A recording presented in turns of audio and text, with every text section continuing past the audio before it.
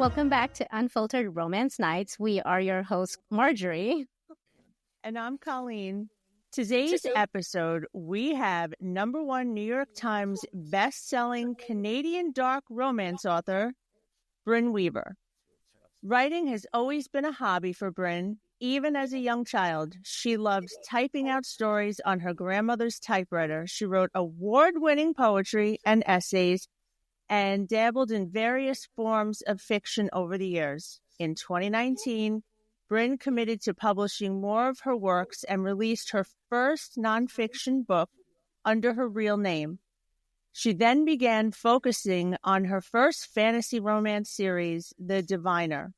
Next up was the 3-part Shadow Realm paranormal dark romance series. Brynne then partnered with another author, Alex Harlow, on the contemporary dark standalone romance Black Sheep. Brynne aspires to write female-focused stories about complex, resilient, imperfect characters who struggle with anger, trauma, fear, courage, and love.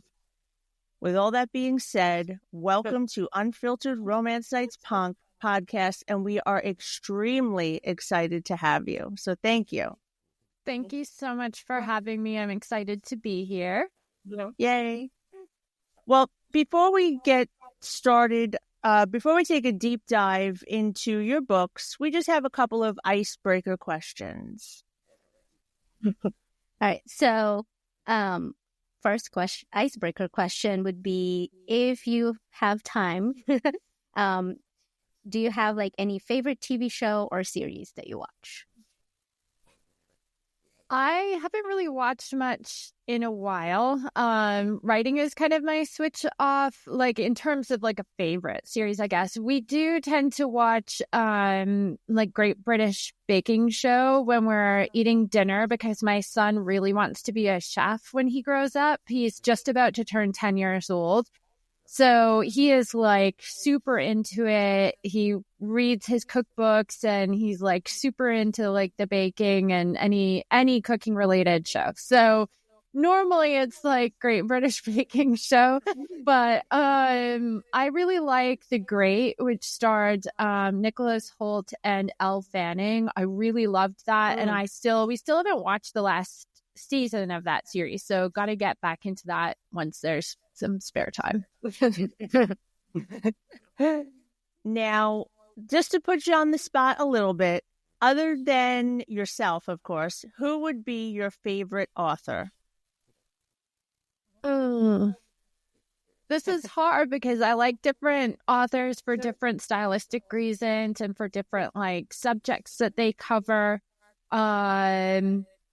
This is really, really hard, actually. I don't know why I always find this question so hard whenever I encourage it.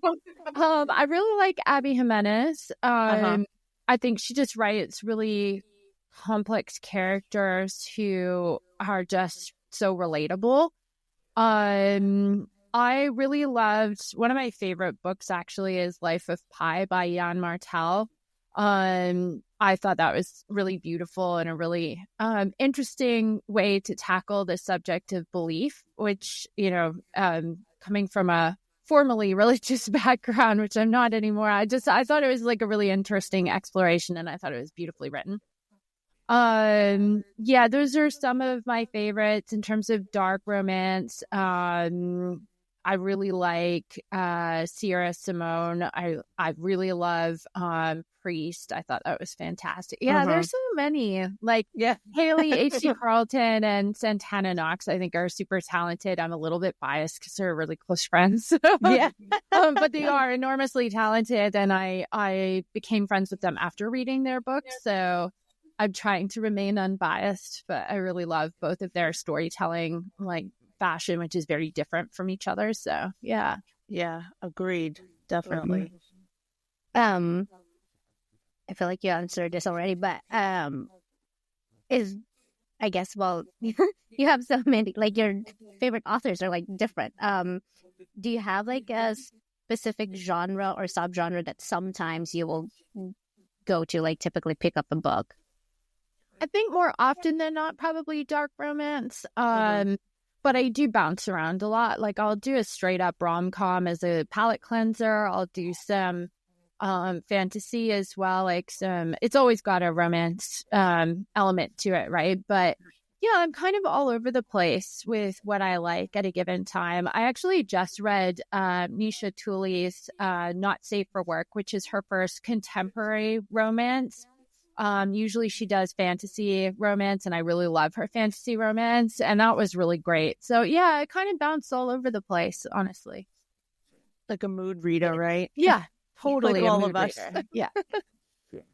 Now, I know you said that you started writing pretty young on your grandmother's typewriter. I used to hate when the keys got jammed. When did you decide to publish your first book, and what would you say was your inspiration in doing that? When I started writing my first book, like I've written books, actually handwritten books before when I was a teenager. It's what I used to do, is just like handwrite books and type books sometimes. Yeah, a lot of handwritten books, which should never see the light of day. But for a long time, when I went out of that phase and I was a young adult, I kind of thought like, at that stage, I think this happens to a lot of people. I was pretty like pretentious with my reading taste, and I was like, I want to write like the next Booker Prize winner or whatever. But so I had like that in my head, but I also had this idea that you had to do it a certain way. Like you had to plot something out from start to finish, and you had to take all these steps, right, that just don't jive with my brain. So when I was, I guess it was like in my early 40s, it was about 5 years ago now, I decided I'm just going to write something. I had a lot of like feelings that I wanted to write through. We were in a very stressful time in our lives, like with responsibilities. We had a farm that was like really full on. I had my job, which was very full on, and I needed to kind of have a way to process that. And so I just decided, you know what, I'm just going to like write in the way that makes sense to me. I'm going to write something that I find challenging and fun, and just do it the way that I want to, and start putting it out there. And that's what I did with The Diviner. I just started putting it out there and like progressively learned. I was just determined to learn how to do it. Yeah. Well, we are glad that you decided to publish, because your books are amazing. Thank you. So I know you publish under your real name. How do your friends and family feel about your books, and have they read them? So I've only published one thing under my real name, which was a nonfiction book. Otherwise, this is a pen name, and everything else is published under that. But it's a strange one, because they are supportive. Like my mom and my stepdad are supportive, but they are very religious people. And I am not a religious person. Like they are both retired Anglican ministers. So they are supportive in the way that they can be supportive, but they don't actually read the books. I think they read the first one, The Diviner, but that's a little bit like, I mean, it's just a debut, self-published. It's a little bit easier for them to take. It's not getting into the realm of like super dark romance or anything. Right. But my husband's family is like really supportive. They've read, my mother-in-law has like read everything. They buy every book, just really into it. And my friends as well, they've all been really supportive. People at my day job, like people at my son's school. Yeah, they've been wonderful, actually. That's amazing. Yeah. Oh, so you have another career on top of writing? I do. I'm just about to transition completely to full-time writing. So I actually literally just resigned this week. Oh, so I'll be starting. Yeah, my last day is next week. So yeah. Oh, wow. That must have been really tough to juggle both, right? Yeah, I kind of like, I can really hyper focus on something. So I will be fully 100% engaged at my work, like doing that. But then when I come home, and this is like, it has been my switch off, right? But I can laser focus on writing, and I can usually write for a couple of hours and like completely immersed in it. So I can get quite a bit done in an evening. I usually probably on average write about 1,000 words a day. Okay. But yeah, it does get mentally draining after a while. We just went to my in-laws' place in France for Christmas, and I really found the difference that time, where I don't have to worry about anything else really, you know, like I could really focus on just thinking. And lately, like that's been a little harder to do, especially as the books have gained so much momentum. Like there's more pressure and more to consider and more to do and think about, and it eats up your like psychological free time. So I'm looking forward to just being able to focus on one thing completely. Yeah, that's amazing. I'm so I think happy that's for you. Yeah, I think that's every author's dream, is to one day be able to put any job that they have aside and do it full time. So that's great.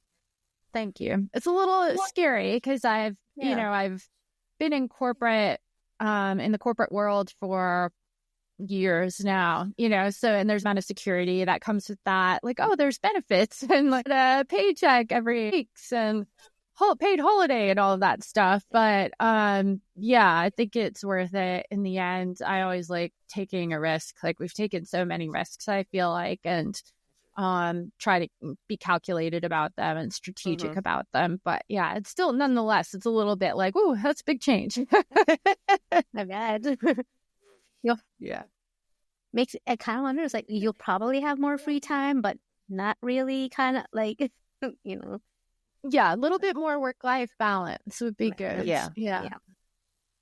Well, you got this, girl. Yeah. Thank you. No, so we're going to switch gears now a little bit, and we're going to ask that you take us on the journey of how Butcher and Blackbird, which we love, became traditionally published, like your thoughts, your feelings, the emotions of it all. Yeah.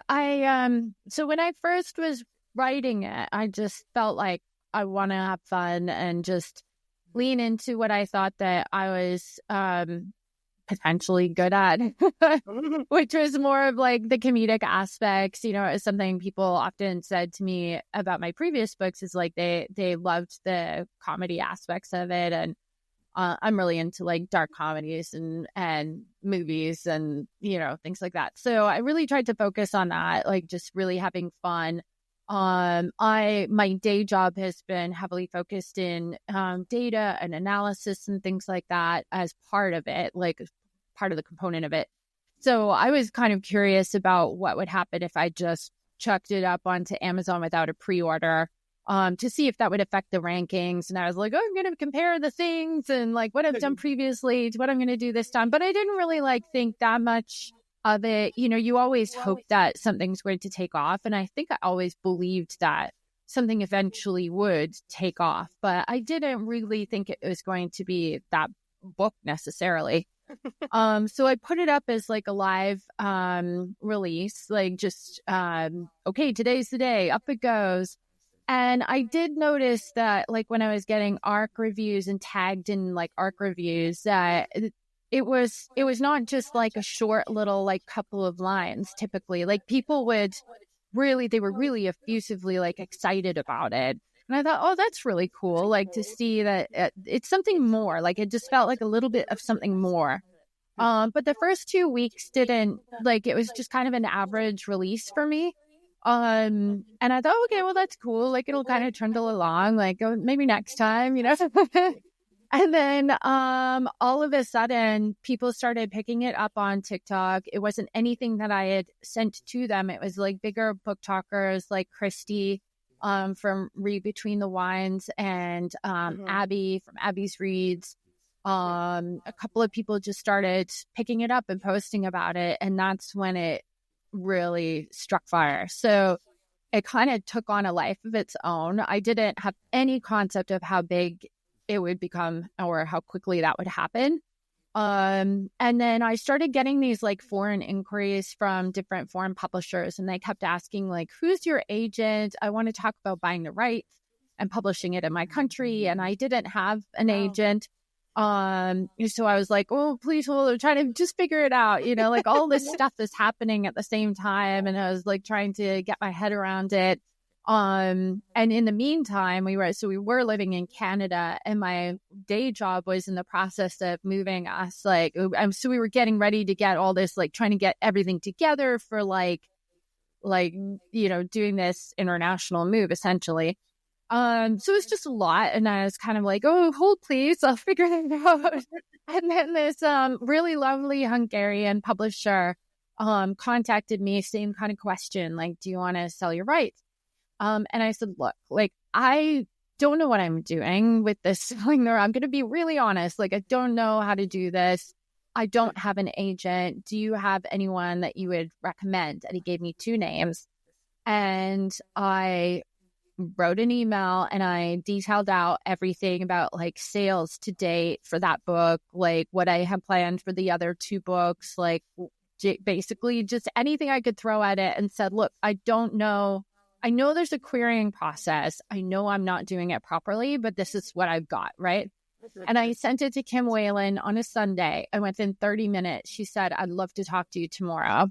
So on the Monday, we talked, and we just clicked. Like, you just know sometimes. So I signed with her immediately that day. And then she prepared all of the information, like the manuscript for submission, like all of the details, and went out to submission on a Thursday. And within 24 hours, we had our first preemptive offer from the UK, which was a 6-figure deal. So it's just like mind blowing. And that same day, I got my contract for moving. And it was just like thing after thing after thing was like happening at the same time. But still, I didn't like have a concept of how big it was going to become. And I think only now am I starting to kind of understand. Like, there were periods of time where Kim would say like, no, this is big. And I'm like, what do you mean? It's like, what do you mean by that? I don't understand. Like, what's big though? Like, what are you talking about? So now it's starting to settle in, like, wow, it really did like blow up big. So yeah, it was very exciting, but a whirlwind journey completely. I think I could remember it. It's like, because I remember I got the indie hardcover. And then, like I had somebody who was like, hey, do we have the same like kind of thing? And I think they bought the Tread published, and I was like, no, mine is I'm gonna say it, mine is better. I was like, yeah. And then I remember, I think like somebody, because I posted it on Instagram, somebody slided on my DMs like, hey, would you be willing to part with your hardcover? I will pay. And I was like, sorry, no. One of my favorite authors is gonna get signed by her eventually. I was like, no, I'm so sorry. Like, there are so few of those left hanging around. It's always so exciting when I like see one if I'm at a signing, and every once in a while, like somebody will bring one in. And it's like, oh, I love seeing those hardcover. I hid it when I packed one for that site for Citizen Startup last year. I was like, this cannot be bent or anything. I think I remember you saying that too. It's like, it's packed up. It's like, I packed all the books that I have of you. I packed up because I had to like send also some of the ones that I bought. I was like, no, these are gonna go with me. So even those like can get lost, I'll still have my Brynne Weavers that were something.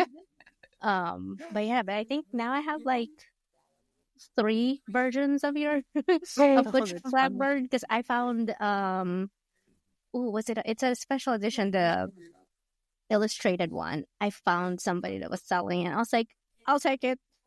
Oh, amazing.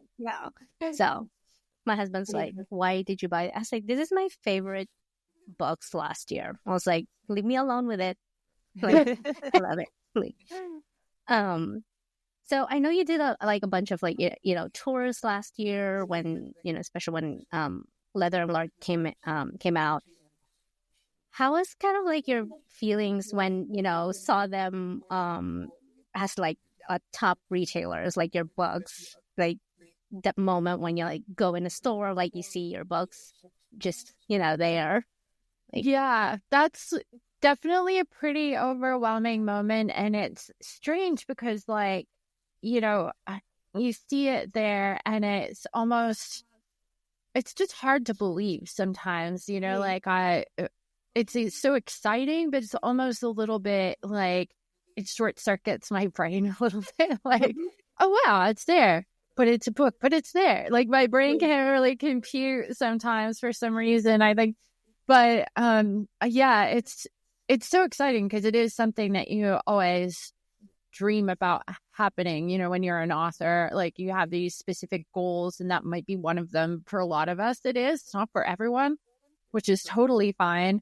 But for me, I was like super excited the first time I saw it. But I'm also like, I have to learn, and this is something that this journey is really teaching me, is to take a step back and just kind of enjoy that moment, because I'm a very future focused person. So I'm always like, oh, but on to the next thing. Like, I want to do the next thing. I want to accomplish the next thing. So I'm trying to just take a moment and be like, no, be excited about it, Yeah. So it is exciting, but I'm also suffer from this, like, I need to do the next thing. What's the next thing? Which is a weird situation.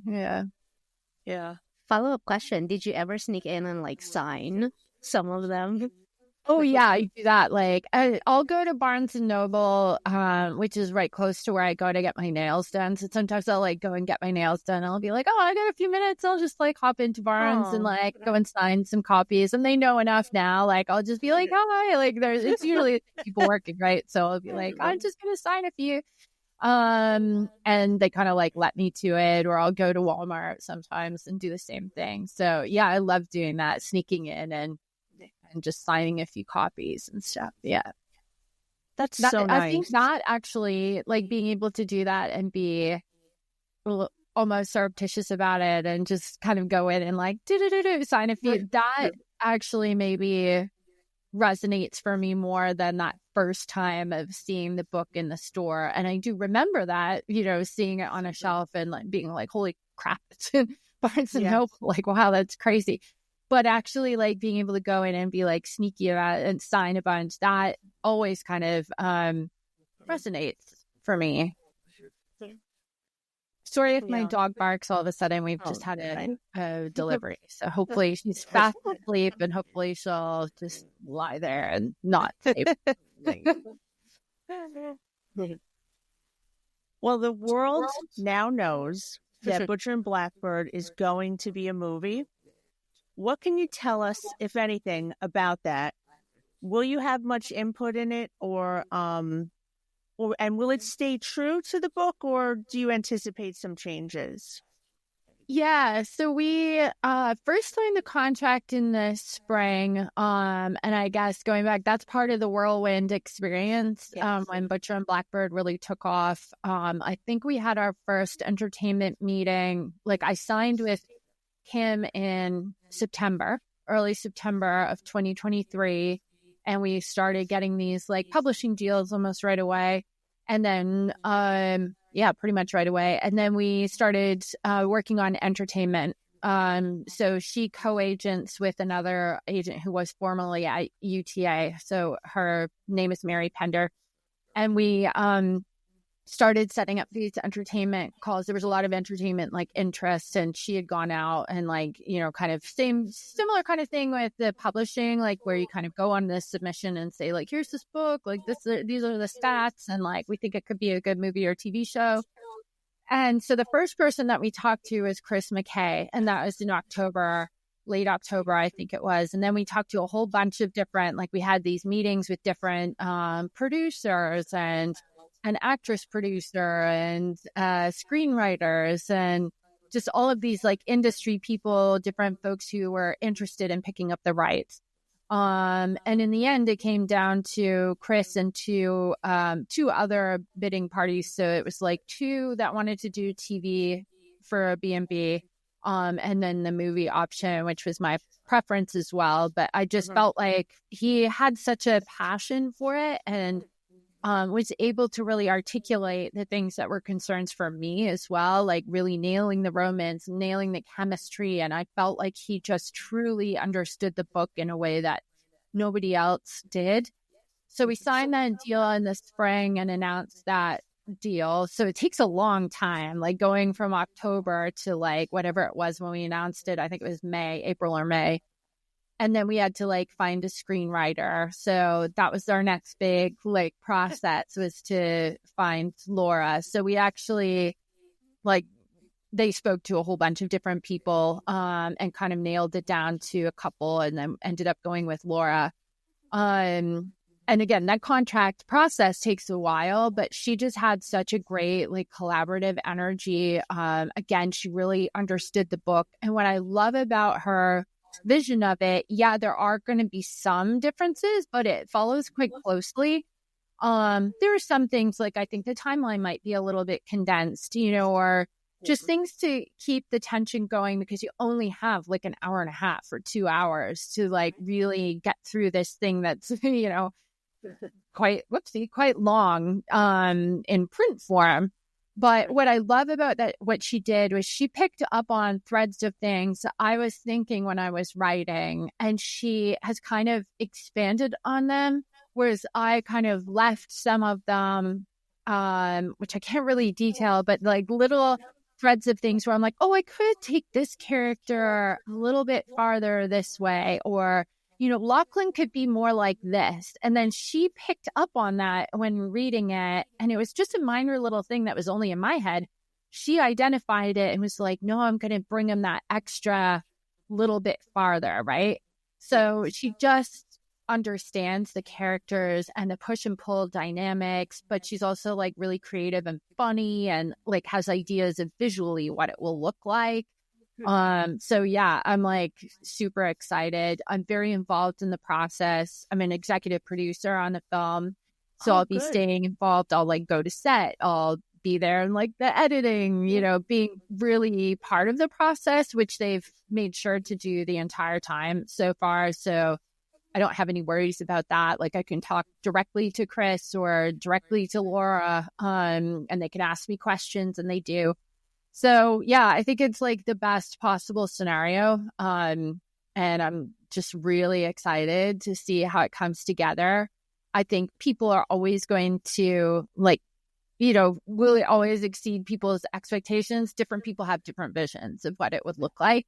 But for me, my important thing is like, if there's anything that bothers me, I've promised myself to like really rely on my instincts and to voice that if something even like minute does not feel right.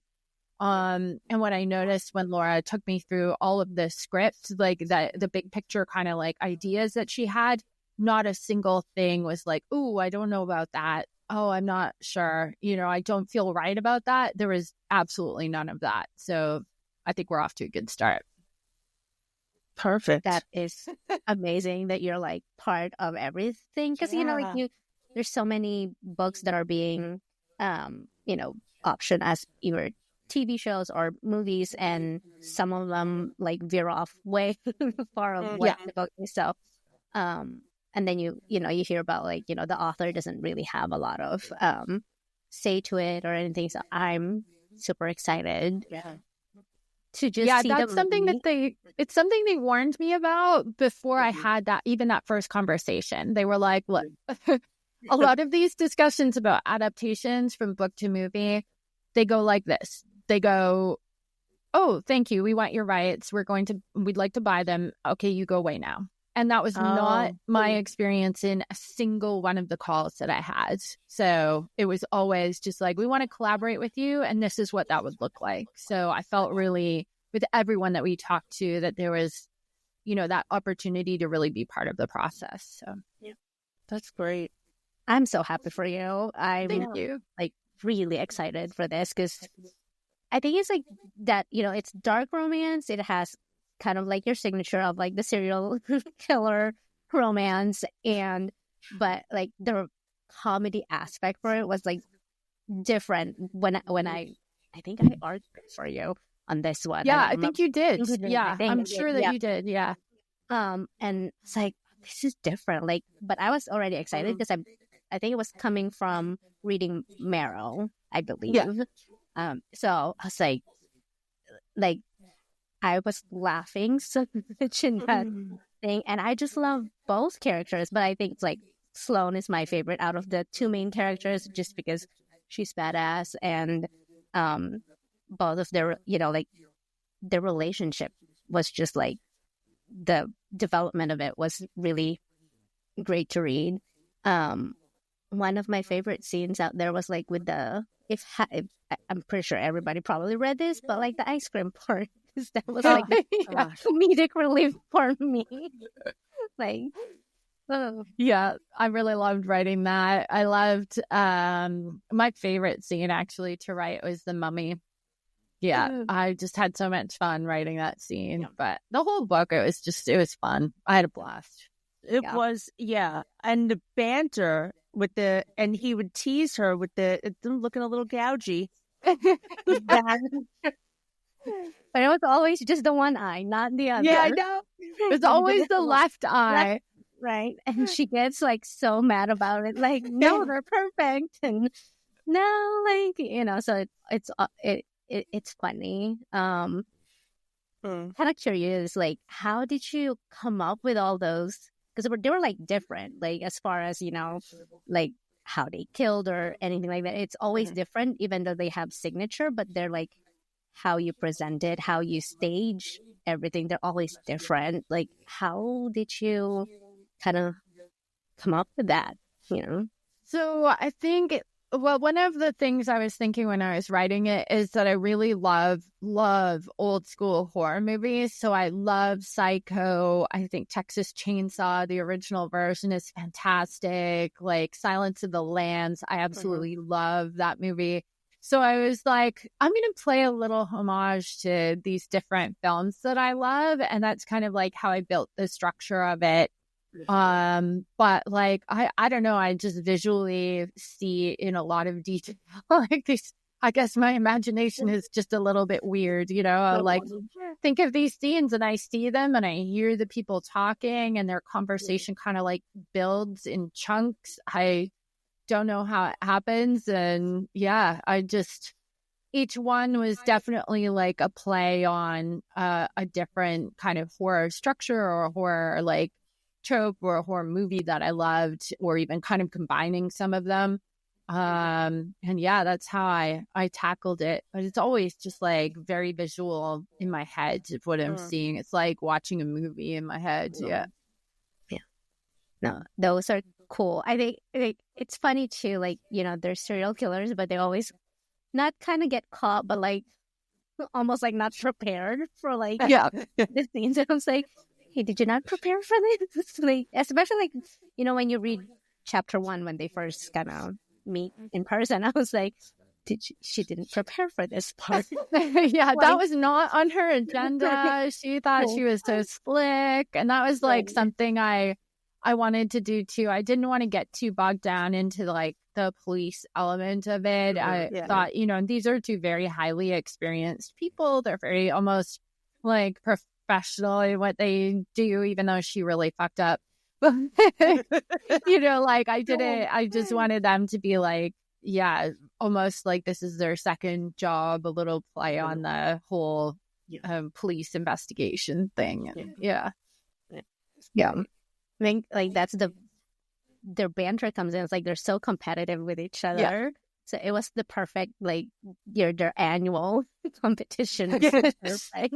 But also, like, there's always that, okay, we can plan this and all that stuff, but they always, like, just go Something by the fly. Goes awry. It was just, like, funny when, that dinner scene. I was like, oh, something's going to happen. But, Did you do, like, on purpose, like, food-wise, choosing specific foods? Did you do those on purpose? Or... I kind of, for that particular scene, with the beef and everything, I just thought that would make a lot of sense. That particular dish, I was just, I don't know. I thought like for accidental human meat consumption, that one might work. And a rump roast would be really funny because then, she's digging human ass out of his mouth.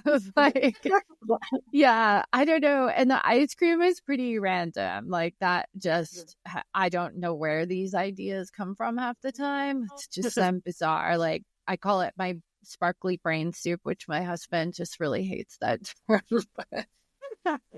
We love it. Yeah, I Keep love it coming. Right. Yeah. So going back to the movie, if you could have probably just putting you this on the spot, anyone play Sloane and Rowan, who would you cast? So I think this is going to be really difficult when we get to the movie because chemistry is going to be like the number one factor. And we've all talked about that, like as a collective team that's kind of working on the movie so far. It's like the primary concern is we've got to get the chemistry. It has to be right or the movie doesn't work, So I think it'll really depend on who interacts most naturally with the other person and who, like, if they can get that tension and really nail that. Like visually speaking and from experienced films that I've loved, I really like Nicholas Hoult. He's worked with Chris before on Renfield. I love a lot of his movies. He was in The Great, which, I love that show. I think he's so versatile and he can do the physical aspects while still being vulnerable, which I think is like credit to him. I have not seen Nosferatu yet, but I really need to. I want to see how he handles that because it's very dark, obviously. And he can do the comedy as well. So I think he's very well-rounded. And I know from, what I've heard from Renfield, what Chris has said is he is wonderful to work with. Like he just gets involved in different things and wants to like, I want to go and see the other stunts and I want to do this thing. And like, he's very interactive and very easy to work with. So I think that would be a good option. And then Sloane, I think, is like the story is more her story in my mind. It is her character development that really is the primary focus. Like she makes the most change in herself versus Rowan. It was a little bit more steady state. So I think it's got to be someone really special for that. I think potentially Amber Midthunder could be really great. I really love her and she's not like super well known, but she should be.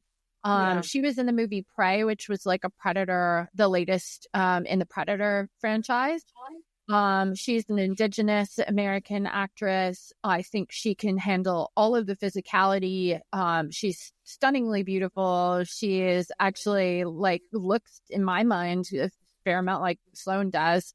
But she can play like vulnerable. I think she's very versatile as well. So it'd be really interesting to see if we could get her to throw her hat in the ring. I think some people have suggested Jenny Ortega, who again is very versatile. Yes. I don't know. I'm kind of like waiting to see who pops up and who would interact really well with who, and potentially to like relatively unknown people or not as known as they should be. Like Amber, I think she should be really well known. So yeah, I guess we'll see. Fun. That's got to be fun, like watching all that unfold. It's exciting. Yeah, I think that's like one thing that's always been, definitely always a dream is to see it translated to film, and like a lot of authors have that dream. But I very distinctly remember sitting and watching Lord of the Rings when that was in theater. I'm probably dating myself a little bit now. Well, I read those books when I was a kid and I was going through a really tough time. And I was just 11 years old and I was being bullied and we had moved, and those books were really an escape for me. And I am a very visual like reader and like I see everything in great detail. And I remember sitting in that theater like as a young adult and watching like the Balrog come out, and like it was mind blowing because it was like, that is exactly what I pictured in my head. Like I remember reading that book and picturing it exactly like that. And I like wow, like if only Tolkien was alive and he could see that, I wonder what he would feel about it, you know? And even Twilight, I know everybody dunks on Twilight, but like when you watch Stephenie Meyer's face in that wedding scene when she's about to walk down the aisle, that split second, you can see it in her face that she is like, I can't believe this is my book is being like, it's right there in front of me. And it's like, wow, what a feeling that would be. So that's like what I'm so hoping to have that moment of just like, wow, that's somebody else's interpretation of what I saw in my head. And it looks like that. It's so cool to me. Yeah. And I think like this specific book would do well. I mean, you know, like we see all this like crime show dramas or anything. It's like, well, it's kind of similar, you know, we just have the romance aspect of it and comedy aspect of it. So it's not like so heavily dark. Which is kudos to you. It's like you were able to like balance that because I don't think you see that a lot where it's balanced where it's dark, but then there's also comedy. It's not all the time that you can see. It's always, you know, one or the other when you're reading. Thank you. Yeah. Now, do you know yet if all 3 books will get a movie or it's still up in the air? So we kind of like have to go through the first one first and see how that performs. So they're all 3 contracted, but like only one is optioned, right? So where they've activated that like option to move ahead and produce it. So the intention is like we are hopeful that it does well and then we can move on to the second and third books because they have the rights to that. So theoretically it's like it's possible, but it is also a long process. So I think we have to get through this one, see how we do, and then hopefully we can move on to the other 2. Yeah. So Scythe and Sparrow is going to be releasing soon. Well, by the time this episode airs, it's released. For those who haven't read it yet, like, is there anything like what can we expect, you know, from this book besides, you know, kind of like the theme of the other 2 books that we already read? So it's kind of similar. I'd say it's almost like in between the 2. I think it takes like vibes from both of them. I'd say it's probably closer in humor to Butcher and Blackbird, but then it's got some more emotional weight to it that I feel like is more in Leather and Lark. So, but it's a little bit more carefree. So I think, I would describe it as a woman who is a circus performer finds herself laid up in this small town with a very buttoned up small town doctor who is actually like who has a very dark past. And you know they have this friends to benefit situation and they have to like kind of navigate living together essentially like in very forced proximity. So it is definitely chaotic, but in a hopefully people will find it very fun way. Rose is such a like larger than life character. She might actually be my favorite of the ladies. She just like knows who she is and she wants to be this way and this is the way she's going to be. And, you know, she just goes for it. Even if she's not sure that things will work out, she kind of trusts in her instincts and makes the most of it. And she's not a great serial killer.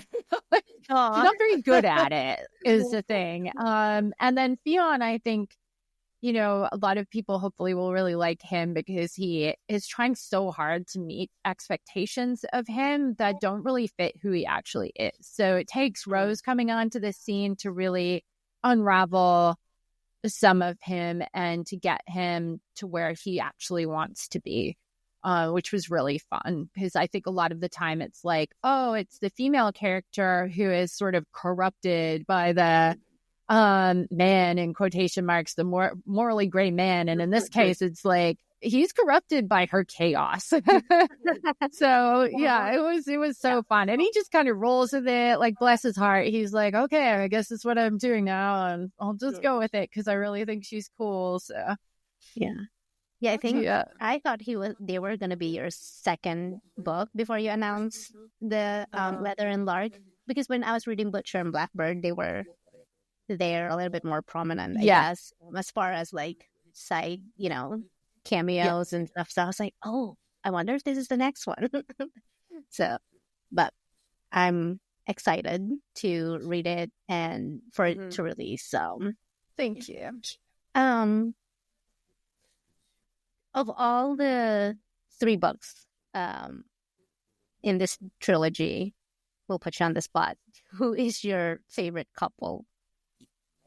I think, I think about this a lot, trying to figure out like which one is a favorite. I think they all have obviously different like positions for me that might change on a given day. I think Rowan and Sloane hold a special place because they were really the catalyst for the whole career kind of taking off the way it has beyond my wildest expectations. And for that reason, they get a little biased in my head, like, oh, they're so special because if it wasn't for them, then I wouldn't have everything like that's happened wouldn't have happened. Right. But Lark and Lachlan, I mean, that was a really challenging book for me to write, and they resonate with me in a very special way because I knew going into that there were going to be people who were like, would not jive with that book because they would want to like B&B 2.0. And I knew I couldn't, I wasn't prepared to deliver that. Like I needed to stick to what the characters needed from me, and they had a different story to tell. And it was like, looking back on that, like it was super challenging, and there was a lot of pressure. There was a lot going on in my personal life. We were moving countries. I was sick. Like I had all this stuff going on that was really intense. But for me, like their story was so special because I feel like I did what I wanted to do. I wanted to tell their story the way that they wanted it, and I did that. And it's hard to do that when you're going to disappoint people. Sometimes, some people loved it more than B&B because it was a more emotional ride. And some people don't, and that's totally fine. That's up to them. But knowing that you're going to like do that and not being able to kind of like prepare people in advance is a little bit like, oh, this is painful. And then like Rose and Fionn, it was just like very healing part of the journey. Like they kind of were so kind as characters to an author, which sounds strange, but they really exist as different people in my head. And it was almost like they made it a little easy on me, to explore their relationship. So in a way, they also have like a favorite status. I don't think I answered your question at all. I think it's like, it's like they're not lovely to me because they took care of me. Whereas like the other ones, Lark and Lachlan, I had to do a lot of like taking care of them, which was hard. So, well, I feel like, I mean, we ask this sometimes, and I was like, I'm like, they can't be biased because they're all their baby, your babies and stuff. And I was like, I'll just put them on the spot. But I can completely understand them. So, but yeah. Yeah. Now, if you could only use 3 words to describe your books, what would they be? Chaotic, comedic, and I really need something with C that's like corpsey or I don't know. Chaotic, carnage. Yeah. I think that's perfect. Yeah, that's perfect. Yeah. So I know you've already had like you announced some of your special editions. Do you have any other plans, I guess, like for, once you finish the trilogy, any like, plans for other special editions, I guess? That is a great question. It depends on the region. So some of them are regional, right? Because the main publisher, the lead publisher, Zando, they only cover like North America. So there could be or will be other special editions in other locations, which I can't say anything about. But I don't honestly know if we've got anything else that's kind of planned yet. I think we're trying to get through Scythe and Sparrow first. We have talked about definitely like a hardcover collector's edition to match, like for the other two books, matching the B&B one. But like something unique and different, like the sort of bookish box one, we haven't really talked through all of the specifics of it yet, but I would anticipate like probably, hopefully. Yeah. Take my money, I guess. Yeah, I know. Pretty much it, because I'll be like, I'm not missing out on this trilogy. I know. Yeah. I love those. I love special editions. And I think that's all my shelf is now, pretty much, like switching them to like slowly but surely switching them to like all special edition. Except for yours. Yours are gonna always have like special edition and the original. Put them in a case. I know. Well, I actually have them on like the very top of my bookshelf, and they're displayed so nobody touches it. This was interesting because was it more difficult to like write by yourself or when you co-wrote? I think in some ways it's easier to co-write something because you always have someone there to bounce ideas off of, which can be really helpful. So with Black Sheep, I did pretty much all of the like actual like the technical writing, and like Alexa was sort of like framing, helping to frame like a lot of the story and like the plot and stuff like that. And it's like the lattice of it all, So we would constantly talk back and forth, and then like I'd send things over. There were bits where she'd like frame out some like dialogue and things like that, and then I'd kind of like play with that. With Marrow, it was different because Trisha has a lot of experience writing very many books. So we really just like did our own chapters. Like she did all of Jack's chapters and I did all of Kiri's chapters. So, and I sort of started. So I was like the first to kind of get going, and it went super fast. And for me, that was such a wonderful process because I never knew like how Jack was going to completely react to something. And I was also ahead in the process of the story too, right? Like I was always like a chapter ahead or sometimes 2 chapters ahead because she was also writing another book at the same time and she was trying to like get to its deadline. So for me, it was really super fun. Like, and I was so excited whenever I get a chapter from Jack because it's like, I don't know what this guy's going to do, So I'm getting to like read half the book as I'm writing half the book, which was like such a wonderful experience. Yeah. I love that. The Marrow as well. I mean, Black Sheep was my first book by yours that I read. Like, and I think I found it like somebody recommended, looking for, because I was specifically looking for like a badass FMC, and she was a serial killer. Yeah, and really, there's not a lot of them. Not a lot of them in the dark romance. So when I saw it, I was like, "Hey, I'm gonna do this." I was like, "Oh my gosh, these are funny," and it's weird to find them funny because technically they're not funny, but it works. But that's cool. Like within the switch, because when you were writing B&B and then, with Letter and Lark, there was a switch between being indie and then publish. Was it difficult to switch, or like as far as your process with the writing? Fortunately for me, Xando has just really let me do my own thing. And I think it's really helpful, like having Kim, who is such an amazing agent as well. And she just truly understands that like everyone's creative process is different. I like to be kind of like left alone to do my thing. And I'm like, I don't want to tell anybody too much because I am completely a pantser. Like, so I don't want to tell them too much detail about what I'm thinking because what I'm thinking could change, right? As I'm going along. So I don't want to like wed myself too much of a synopsis because that's where a lot of my problems were when I was like, before I really committed myself to writing every single day and like doing it the way I do it now, before I published my first book.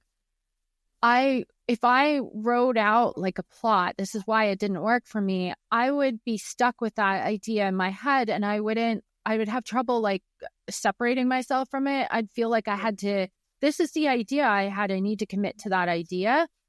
So if I put too much detail down, it's really a disadvantage for me. And she understood that, so she could communicate that too as well. You know, if I felt like, oh, I don't know how to, really let them know that I can't do it this way. I can't tell them too much.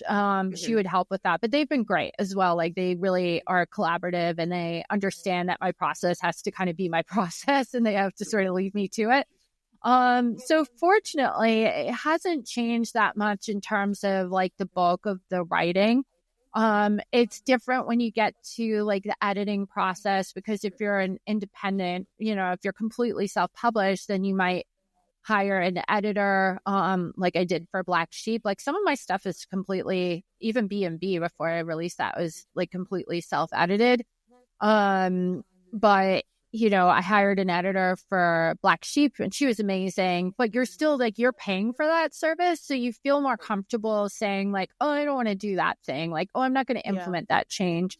But when a publisher is telling you, it takes a little while to kind of like, I knew I had to say no to some things, but to really be like fully confident in that you can do it once you've gone through the process once, it's easier, but you don't know the first time, like, how are they going to take it when I say no? Which was great. They were totally understanding of that, and it's a collaborative process. So I think that's where the major difference has not been in the bulk of the writing, but the actual like back and forth of editing. The one caveat, I guess I would say, is that like the deadlines are really deadlines. You can't push them around too much. Right. So it's like, whoa, this is like intense. I really have to actually finish it by this time. I can't just like change my date, So that gets a little tough, because they've got to plan out all of their other books and all of their other printing schedule, and you can't really mess around with that too much. Yeah, that makes sense. Nah, I'm not feeling like this is the right. Yeah, exactly. Like, there is a different layer of like apprehension that you don't know how they're going to react to a story. Like, I'm about to hand in a manuscript in less than 10 days. And I don't know how they're going to react to it. Like, they could theoretically absolutely hate it. And you can't just go ahead and publish it on your own. So I don't know what would happen if they really didn't like something. I guess that would be. Oh, I didn't even think of that. That if they don't like something, you can't just self-publish anymore, just any old thing. Right. Yeah. Because they've like bought it. I think there's like a whole process for that. If they're like, no, we don't accept this. And like, there's maybe a reversal of rights, but I don't even want to like entertain that idea. You know what I mean? Like, just like, oh, I just need to do the very best that I can, do the process that I do, and like trust my instincts and keep doing what I'm doing, basically. So we're going to put it out there that they're going to love it, and it's going to be another bestseller. We're just going to put that, no pressure, but like, we're going to put that out there. Yeah. And that is, honestly, I'd say that's probably a weird, big difference for me, is that like, I'm going to be finished that book and have that turned in before Scythe and Sparrow publishes, and I'll already be starting to write the second book in the new series, right? And like the third book of the last series has been published, and that messes with my head, because I'm used to just being like, okay, I'm done. I can publish it now, and then I'm on to the next thing. And being a future-focused person, it's like hard for me to even sometimes think about Scythe and Sparrow in a way, because I'm like, but I'm on to the next thing. I'm almost done the next thing. Yeah. That's kind of weird to get my head around. But it's a good lesson to learn, I guess. Right. You're almost like in the future, and then now you're like, we're talking about your new release. We'll be like, oh, I have to go back to that. Like, I'm already done with that. I have other things that I'm doing. Yeah, exactly. It's like in my head, I'm ready to move on, So, right. That was my other question, was going to be future books. So you'll have another trilogy, I'm guessing? I have another trilogy, yep. So they bought another trilogy, which is like a dark small town like rom-com trilogy, and that's like the hard part. It's like I gotta shut up about like the name. I know the name of the trilogy, I know the name of the books, I know who the characters are. Like, I just have all these things that I wish I could talk about, and I can't. So I'm like, so not good at being patient. So I am like really embedded into this new one. I think it's really probably one of the most complicated books that I've ever written. So I'm super excited about it because it's very like different and fun. And I just had such a blast writing it and trying to pull all these pieces together. I'm excited to be able to finally talk about it.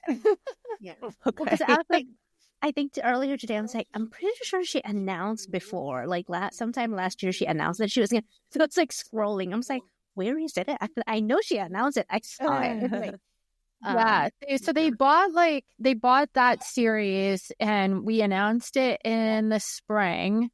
And it was like, they on very little information. I was just like, I've got this idea and this is the most I can tell you about it. And it's 3 books and like, that's all I can really say. But they were like fully on board with it. So yeah, I'm excited to see it finally, at least the first one, like coming to the end now. I've only just got little bits and pieces to write, and then I like to edit it like a few times myself before I hand it in. Okay. Yeah. Well, last question. I know that you are going to be super busy. But will you be attending any signings this year or next year, I should say? Yeah, I will.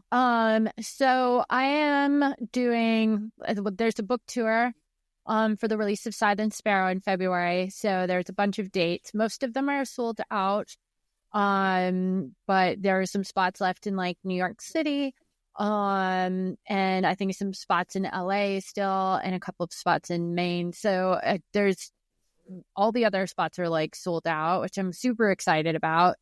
I'm the conversation partner for Elsie Silver in Philadelphia in the first week of March. So I'm so excited about that because I love Elsie's work. I love her writing.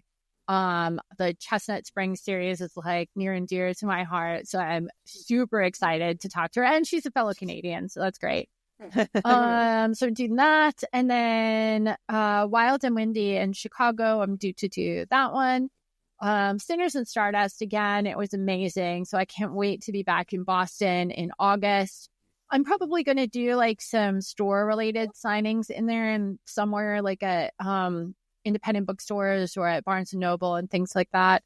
And then Book Harvest in October, and then I think that's it for the year so far, but we will plan a book tour in September for the new release, maybe, or October, or I guess it depends on when we published. I don't think we have a specific date yet, but like sometime in the next year when we get a date nailed down, then we'll do a tour. So you'll have another book that's potentially be releasing this year. Yeah, the first book of the new series, but we still have to figure out like when it will even be released. So I would anticipate sometime in the fall, but I don't think we have a specific date yet. So, but we'll be like, I'm sure more information will be coming like in the next couple of months. Once we get through Silent Sparrow, it'll be out. Yeah.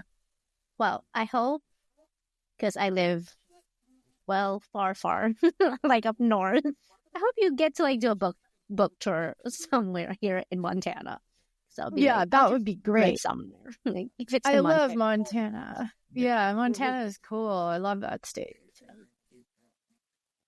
But yeah, thank you so much for joining us. Thank you for taking time out of your busy day for joining us.